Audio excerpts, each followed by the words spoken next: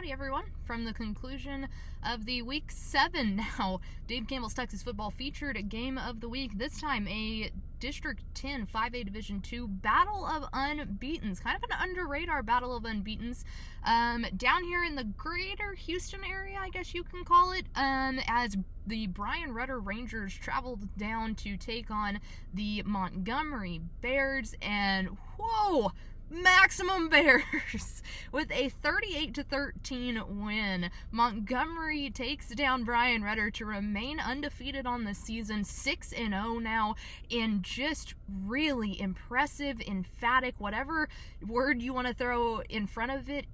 They played a really solid game. It was 48 minutes through and through, and I asked Coach about it at the end of the game. I was like, man, to see your team come out here like that and play a solid 48 minutes in the most crucial time of the season and in these big time district games, what does that mean, you know? And he goes, it's special. They're playing some of their best ball right now, and it was on full display tonight.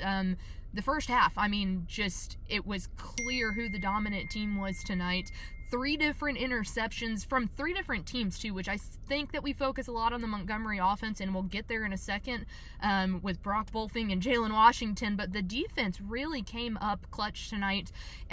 Like I said, 3 different interceptions, all from 3 different players, and I think that really shows the versatility that they're working back there with. They run a 50 scheme, and it's a little bit unique because they do take the defensive line and they slant them nearly every play, but that really gives an opportunity for the back 7 to be able to rush forward and see the holes and kind of read the plays a little bit better. And Coach said the thing that makes his defense so special is they're a really intelligent group of players. They react well to adjustments, and since they're so intelligent, when they are reacting to those adjustments, they never really lose that intensity. And 2 different safeties with picks, a linebacker with a pick, just really did a great job of setting that high-flying offense up. And for when you go to the offensive side, they've got 4-year starter Brock Bolfing, yes, Coach Bolfing's son, there, and he is incredibly accurate with his passes. Coach said he worked on that a lot in the offseason. He has a new offensive line. They came into the year with new receivers, and they've really gelled well together. But the absolute bell cow of this offense is Jalen Washington, the running back, who, if he's not on people's radar, he only has 2 college offers right now. There's no reason that Houston Baptist should be one of the only offers he has. This kid is special. He really is, and he's 5'9", so definitely not very tall, but he's 205. He's thick, you know, and it makes him a really punishing running back because he's really able to kind of get down low, get that low center of gravity moving, and he really makes it difficult for defenders to tackle him.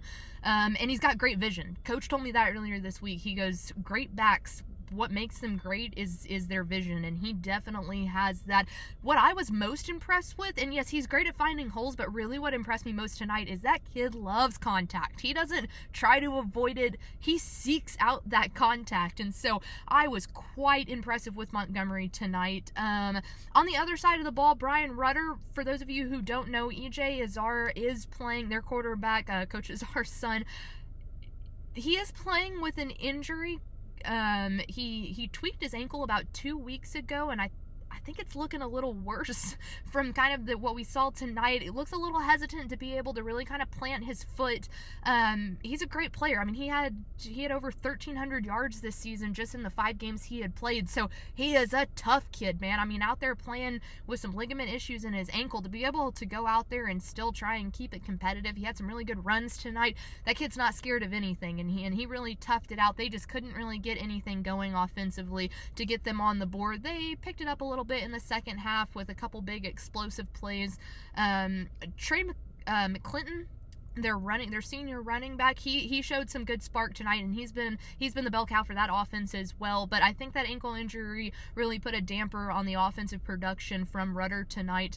But hey, you know what, on that side, Montgomery did exactly what they needed to do. A team looking for their first district championship since 1989. It's been 32 years since that feat was been able to happen for the Bears, and they came into the game, their first 5-0 season since 2010, so they have just absolutely taken this program from that 2019 season we saw back 2 years ago and have completely turned it around. Coach Bolfing really has his guys running, and this is their year to do it. They've got their senior quarterback, the 4-year starter. They need to go out there and get this done. So they've got Lake Creek coming up, and A&M Consolidated is definitely going to have something to say about it in District 10. But for now, I mean, they're doing everything they need to. You stay undefeated, and you look at the next thing and say, all right, here we go. It's ready to go. So Maximum Bears in full effort tonight. Quite the showing for Montgomery. Keep an eye on them as we get back into these last couple weeks of the season. But that'll do it from me here in beautiful Montgomery, Texas. This place is very pretty. We'll be back on Monday to break it all down for you. Bye, guys.